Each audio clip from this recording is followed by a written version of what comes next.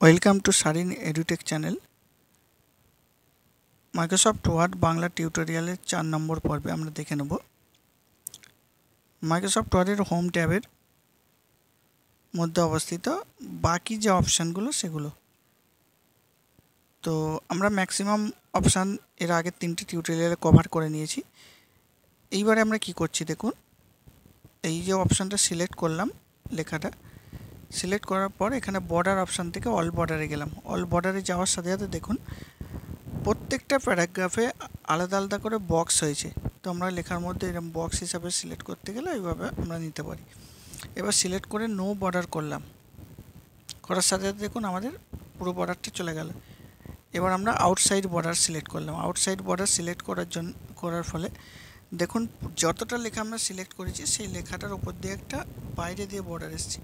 তো এই বর্ডারটা কিন্তু পেজ বর্ডার না, এই বর্ডারটা হলো আউটসাইড বর্ডার, লেখার বর্ডার। ঠিক আছে, কোনো লেখাকে আমরা আলাদা করে বক্স দিতে গেলে সেই হিসাবে আমরা এখানে বক্স বর্ডার ইউজ করি। তো এখন দেখুন এই লেখাটাকে আবার আমি সিলেক্ট করছি। আমরা সিলেকশন বাদ দিয়ে কোনো কিছু করতে পারবো না। তো সিলেক্ট করলাম, করার পর আমরা আবার সেম বর্ডার অপশানে যাব, গেলাম নো বর্ডার করে দিলাম, বর্ডারটা চলে গেল। এবার আমরা কি করছি দেখুন, এই যে উপরের দুটো লেখার মধ্যে দেখুন যে উপরেরটা শেডিং, নিচেরটা হাইলাইট আছে। তো ওটাকে কী করলাম, আমরা গিয়ে ওখান থেকে ফরম্যাটিং উড়িয়ে দিলাম। তো শুধুমাত্র যায়নি কোনটা, নিচের পার্টটা যেটা হাইলাইট ছিল সেটা আবার আমরা সিলেক্ট করে নো হাইলাইট করে দিলাম। এই পার্টটা সিলেক্ট করে নো হাইলাইট করে দিলাম, চলে গেল। তো এটা ইন্ডেন্ট মানে বাঁ দিক থেকে ডান দিক, আবার ডান দিক থেকে বাঁ দিক করতে গেলে ওটা থেকে আমরা করতে পারি। লেখাকে সরাতে গেলে আমরা ওখান থেকে ইউজ করতে পারি। এগুলো খুব একটা ইউজ হয় না।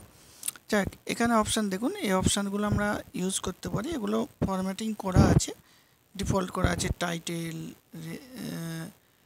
হেডিং। তো যে কোনো জায়গায় যেসব জায়গায় আমরা প্রয়োজন পড়ে আমরা ইউজ করি। তো এগুলো আমরা কাস্টমাইজও করতে পারি। তো এগুলো অ্যাকচুয়ালি এগুলো ডিফল্ট তৈরি করা আছে আগে থেকে, আমরা চাইলে এগুলো সিলেক্ট করতে পারি। এখন দেখুন পুরো লেখাটা সিলেক্ট করলাম, করার পর ওখান থেকে ফাইন্ড অপশানে গেলাম। ফাইন্ড অপশানে গেলে দেখুন বাঁদিকে আমার কাছে একটা নেভিগেশন পার্ট খুলেছে। এখানে আমরা টাইপ করব যে লেখা মানে যে শব্দটা আমরা খুঁজতে চাইছি, ওখানে টাইপ করছি আমরা। টাইপ করলে ওই যে সার্চ বক্স একটা আছে, ওখানে আমরা টাইপ করলেই লেখাটা এখানে দেখুন এই লেখা হাইলাইট হয়ে যাবে। সেই মানে সেই শব্দটা যতগুলো জায়গা আছে হাইলাইট হয়ে যাবে। দেখুন যেমন এখানে দেখুন এই গ্যালারি লিখেছি, গ্যালারি দেখুন 4টি জায়গায় হাইলাইট হয়ে গেছে লেখার মধ্যে, নিশ্চয়ই দেখতে পাচ্ছেন। তো বাঁদিকে নেভিগেশন যে পার্ট আছে ওখানেও কিন্তু আমরা দেখলে 4টে পার্টে দেখতে পাবো যে কোন কোন জায়গা আছে সেটা ওখানে শো হচ্ছে। তো এটা হচ্ছে ফাইন্ড। যখন কোনো আমরা শব্দকে খুঁজতে চাই বা কোনো কিছুকে খুঁজতে চাই, সেক্ষেত্রে সহজে খুঁজে পাওয়ার জন্য আমরা ফাইন্ড অপশান ইউজ করবে। শর্টকাট কী আছে, শর্টকাট কি আমরা পরে শিখব। এখন এর সাথে আরও দুটো অপশান আছে আমরা শিখব। একটাকে বলা হচ্ছে রিপ্লেস, ঠিক ওর নিচের অপশান আছে রিপ্লেস। তো রিপ্লেস মানে কি, এই ধরুন গ্যালারি শব্দটা আছে, এর জায়গায় যদি আমি অন্য কোনো শব্দ ইউজ করি, তো সেক্ষেত্রে আমরা ওই শব্দটা রিপ্লেস হয়ে যাবে, গ্যালারির জায়গায় অন্য শব্দ এসে যাবে। যেমন এবার দেখুন আমরা রিপ্লেস অপশানে গেলাম, রিপ্লেসে দেখুন ওখানে আমরা গ্যালারি লেখা আছে, ওর জায়গায় আমরা অন্য কোনো শব্দ ইউজ করছি দেখুন। তো গিয়ে এখানে দেখুন রিপ্লেস অল করে ইয়েস করে দিলাম, তাহলে একসাথে সব হয়ে গেল। রিপ্লেস করলে কি আবার সিঙ্গেল সিঙ্গেল করে হতো।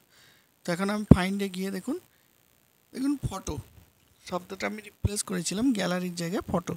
তো ফটোটা দেখুন ওখানে শো হচ্ছে, যেখানে যেখানে লেখা আছে 4টে ছিল ওই 4টেই আমরা দেখতে পাচ্ছি ওখানে হয়ে গেছে। এবার আমরা গোটু গেলাম। গোটু মানে আচ্ছা, এখানে আমরা গোটু দিয়ে কী করলাম, যে কোনো পেজে যেতে গেলে বা কোনো সেকশানে যেতে গেলে ওই অপশানটা আমরা ইউজ করি। তো আমরা ফার্স্ট পেজ থেকে সেকেন্ড পেজে যাওয়ার জন্য আমরা গোটু ইউজ করেছি। তো সেকেন্ড 2 নম্বর সিলেক্ট করেছি, ওখানে গোটুতে আমরা চলে গেছি। এখন আমরা একটা গুরুত্বপূর্ণ জিনিস শিখব। এই যে লেখাটা আছে দেখুন, সিলেক্ট করলাম, এখান থেকে কপি করলাম। কপি মানে কি, ওখানেও থাকবে, আর এখানে পেস্ট করলাম, পেস্ট করলে এখানেও চলে আসলো। লেখাটা এখানেও আছে, আবার ওই উপরে যেখানে আছে ওখানেও আমরা যদি দেখি ওখানেও লেখাটা আছে। এটাকে বলা হয় কপি। আর কাট করলে কি হলো, কাট করলে কি হয়, লেখাটা এক জায়গা থেকে আরেক জায়গায় মুভ হয়ে যায়। ওকে, তাহলে কাট আর কপির পার্থক্য বুঝতে পারলে, কপি মানে আমি চাইলে একটা লেখাকে 5, 6, 7, 8, 10 যত ইচ্ছা কপি করতে পারি। কিন্তু কাট করলে যে জায়গা থেকে এই যে কাট করব সেই জায়গা থেকে, দেখুন এখন কালার দিয়ে দিলাম আমি বোঝার সুবিধার জন্য, হাইলাইট করে দিলাম কাট করার জন্য। সিলেক্ট করলাম, আমি সিলেক্ট করে আমি কাট অপশানে ক্লিক করলাম, দেখুন লেখাটা আর নেই ওখানে। এবার যেখানে আমি অন্য একটা পেজ নিয়েছি, নতুন পেজ, এই পেজে দেখুন চলে গেছে, এখানে নেই আর লেখাটা। ঠিক আছে, লেখাটা রিপ্লেস হয়ে গেছে। আচ্ছা, এখন আমি এখানে সিলেক্ট করলাম, যদি মনে করি আমি লেখার স্টাইলটা করতে চাইবো ফরম্যাটিং কপি, ফরম্যাটিং কপি অপশানে ক্লিক করেছি, দেখুন ওই লেখার স্টাইলটা এখানে হয়ে গেছে। এটা সিঙ্গেল একবার ক্লিক করেছি যেহেতু, আবার আমি একটু সিলেক্ট করলাম, এখানে ডবল ক্লিক করেছি।